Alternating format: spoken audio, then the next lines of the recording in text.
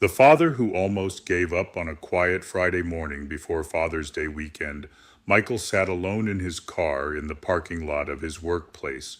To everyone else, he looked like a strong man, a dependable father, a loving husband, a provider. But inside, he was carrying burdens nobody knew about. The bills seemed endless. His savings account was nearly empty. One of his children was struggling. His business had failed. And some prayers he had been praying for years still seemed unanswered. That morning he lowered his head and whispered, "Lord, I've done my best.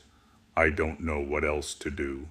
For a moment, tears filled his eyes, not because he lacked faith, but because he was tired. Tired of being strong, tired of carrying everyone else's burdens, tired of pretending everything was okay. As he sat there, his phone buzzed. It was a message from his daughter. Nothing complicated, just a photo she had drawn at school. At the top of the picture were the words, "My dad is my hero." Michael stared at those words. Then he noticed something else she had written underneath. "Dad, thank you for always taking care of us. I know God is helping you." The tears that had been hiding for months suddenly flowed, because at that moment he realized something important.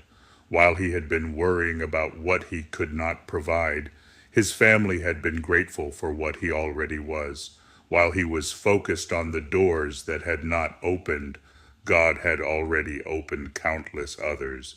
While he was waiting for a miracle, he was already living inside one. His children were healthy. His family was together. He still had strength to keep going, and most importantly, God had never left him. That day, Michael made a decision. Instead of focusing on what was missing, he would start thanking God for what remained.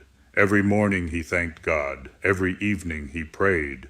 Even when circumstances didn't change immediately, his attitude did. Weeks later, opportunities began appearing where none had existed before. A new job offer arrived unexpectedly. Old debts started getting paid off. His family grew closer. Peace returned to his home. And 1 year later, as Father's Day approached again, Michael stood before his family with tears of gratitude, not because life had become perfect, but because he finally understood that God's goodness had been carrying him all along. Sometimes the greatest miracle isn't the answer you are waiting for. Sometimes the